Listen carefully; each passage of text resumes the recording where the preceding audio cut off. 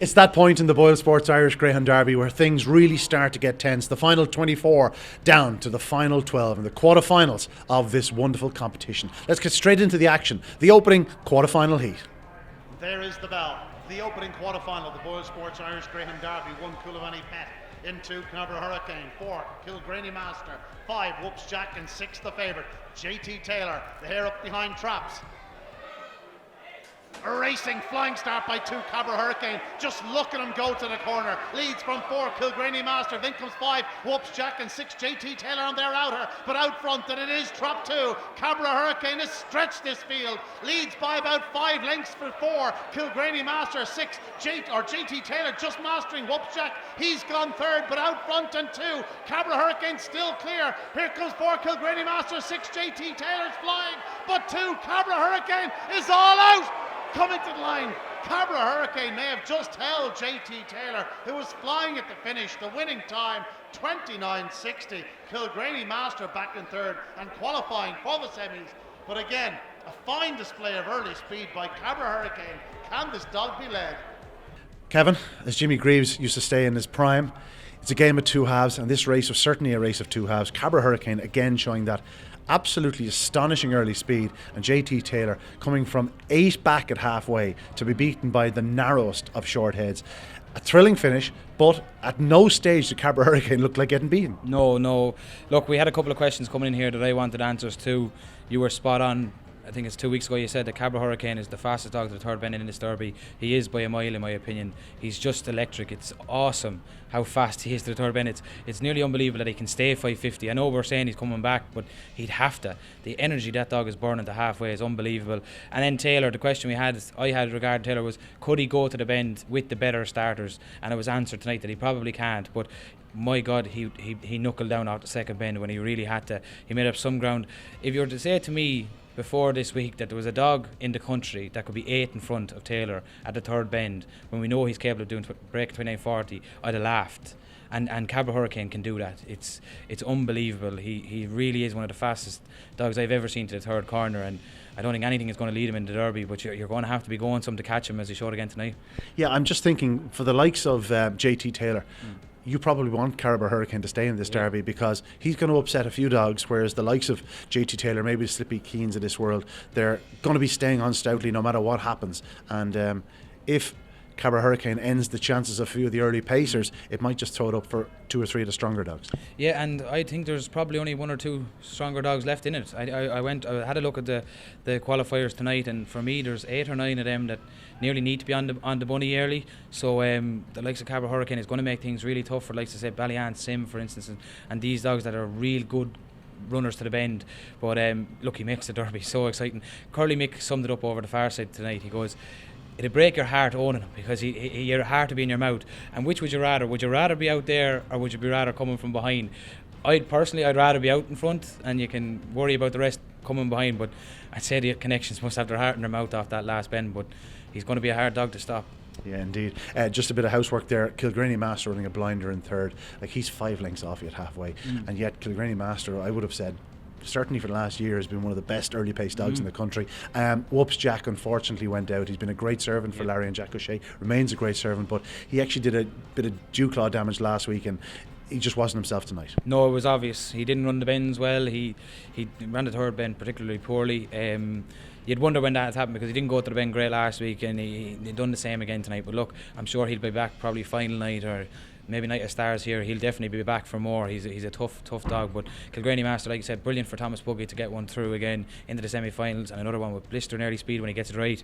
Probably was showing up a bit tonight, but if you put him in any of the other heats, he'd go to the bend with any of them. Absolutely. Coolivany Pet also going out in this heat, and unfortunately Jamira Charm unable to take her place, and hence it was last 23 rather than 24. Now, moving on, the second quarterfinal of the BoyleSports Irish Derby. In 1 packing heat, 2 Ballymac Arminta, 3 Magical Bale, and 4 Bakery Lane, 5 TOTOS Park, and 6 is Slippy Cian. They're well on the way now for this second quarterfinal. And racing flying start again by trap by TOTOS Park. leads into the opening turn from his inside. 3 Magical Bale, then comes 6 on the outside. Slippy Cian, but into the back straight, and it's 5. TOTOS Park, now 6 Slippy Cian, hot in his heels. 3 Magical Bale back in third, but still 5. TOTOS Park leads. Here comes 6 Slippy Cian on his outside, and Slippy Cian goes to the front from 5 TOTOS Park and 3 Magical Bale, but off the final turn, and Slippy Cian comes back into the Derby picture in some style.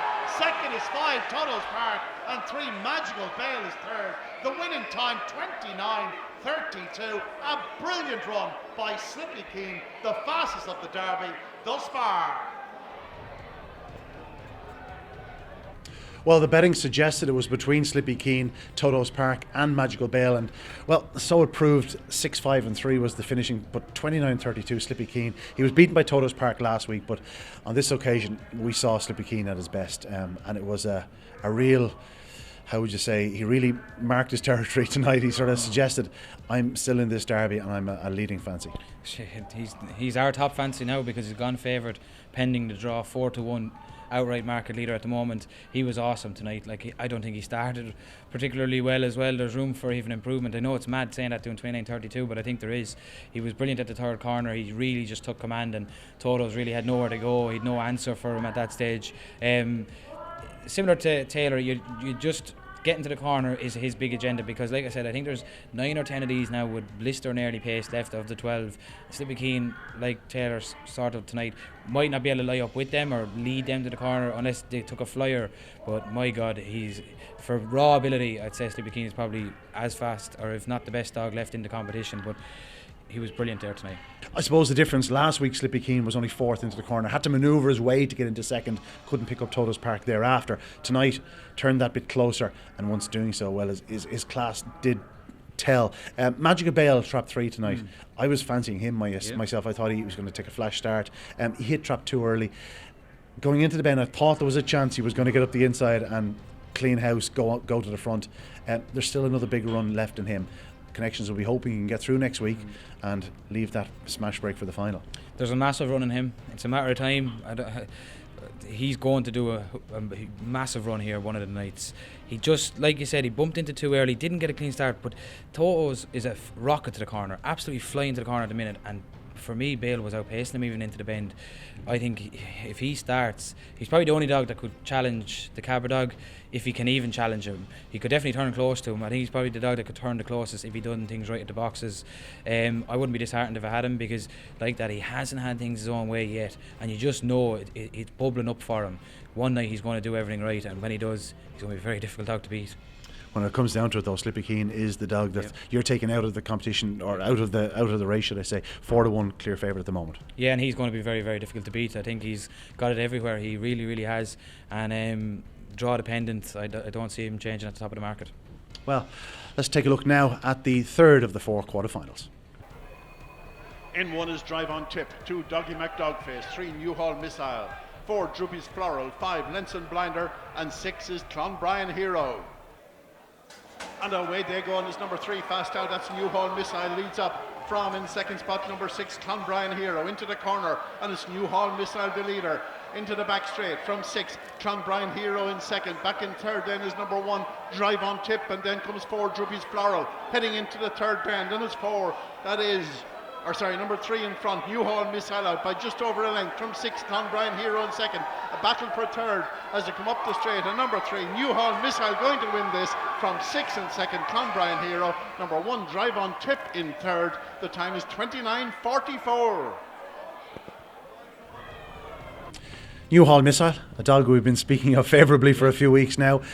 Lucky enough, I backed him in one of the early rounds. I didn't think he'd be winning a quarter-final in 29:44, but this was over from pretty much 3 strides in. Once he got to the front, we know he stays strongly. He's won a 5.75 round here, and a very impressive display. Yeah, probably the most impressive dog of the night, of the dogs we weren't expecting to do such a big run. He was brilliant tonight. If he starts like that, he's going to be very hard to beat. I know we're saying this about all the dogs, but they really got going here tonight. But he was brilliant. The piece that was done on the owners and connections during the week just added to the flavour of things, and it would be a fairy tale ending if he was to go on and win it. He'll need to be paw perfect. He'll need to keep doing what he done tonight, but if he done it in the quarter final of a derby, who knows, he can keep going and doing it again and again. But yeah, for me, of the lesser exposed ones, the biggest improver tonight. CLONBRIEN Hero, we know about his record. Yeah. We know what he's capable of. In fairness to the dog, he ran well tonight.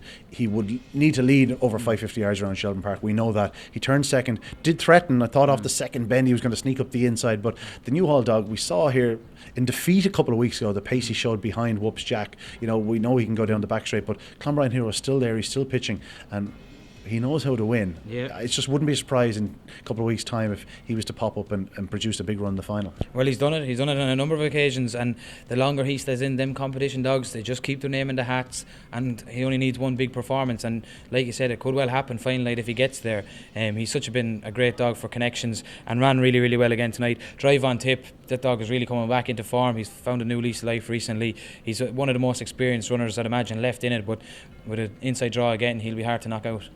Lenson Blinder was the big one that went out in this race. This was the first of the real big shocks, and the draw was probably the end of his chances, I suppose. He was still a relatively short price favourite, but after a few strides it was clear it just wasn't to be tonight. No, and he didn't run the bends great tonight either. Look, an inside seat getting drawn out there in 5 probably just thrown him a bit. I don't know how many times he's ran from out there, but he just never looked comfortable on any of the corners. Flew into the escape again, and it just didn't happen for him tonight, and that can happen, unfortunately. Well, at this stage, 4 Graham Holland runners through. Yeah, and their team is very, very strong. And of course he had one in the last of the 4 quarterfinals. Let's see how it went.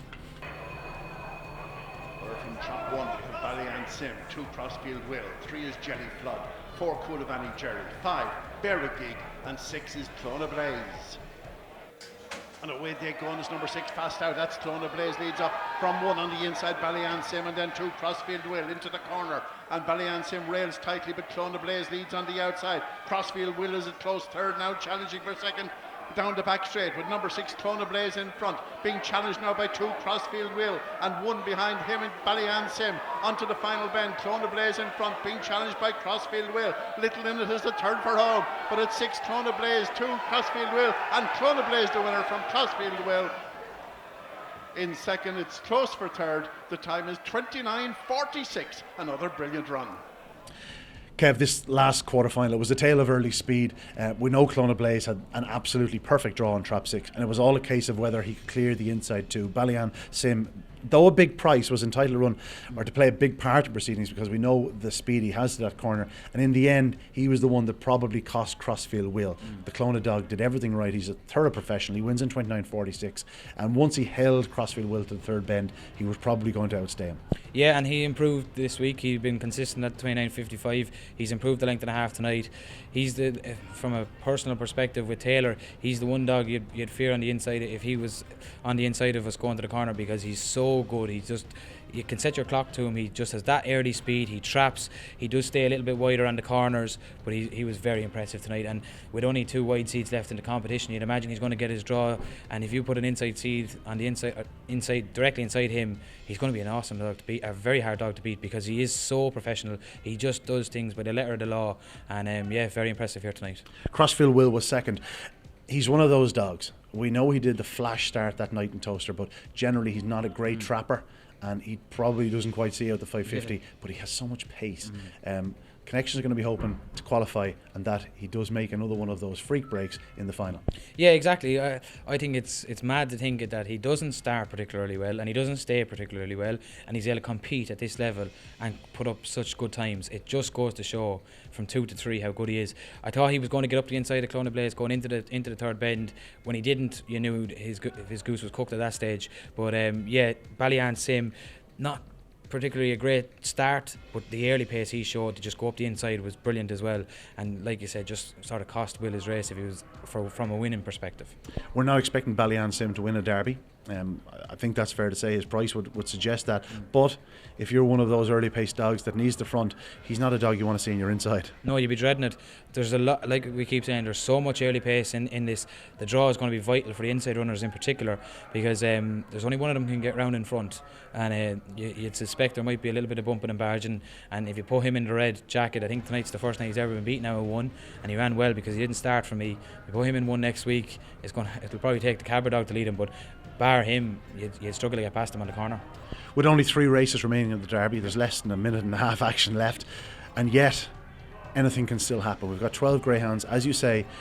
a lot of greyhounds with similar sort of qualities. There's an awful lot of early speed there. It's a lot of luck now. Yeah, that's the 4-letter word now that's important.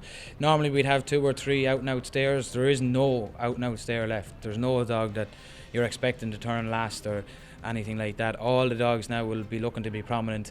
It's going to be thrills and spills. Like, I know we keep on saying it, but the dash to the first bend in the next 3 races is going to be unbelievably hectic. No one will want the Cabra dog because he will go to the corner as fast as anything if he starts, but the rest of it is all up for grabs. But the importance on getting around that first bend in the next 2 weeks is going to be so hard, and Connections will be doing their very, very best to get the dog to the bend in front. It's fair to say that there are 4 or 5 exceptional dogs, but there's no superstar as yet has really peeked its nose out, and there's no dog you can say if it gets his draw the next 2 wins will win the Derby.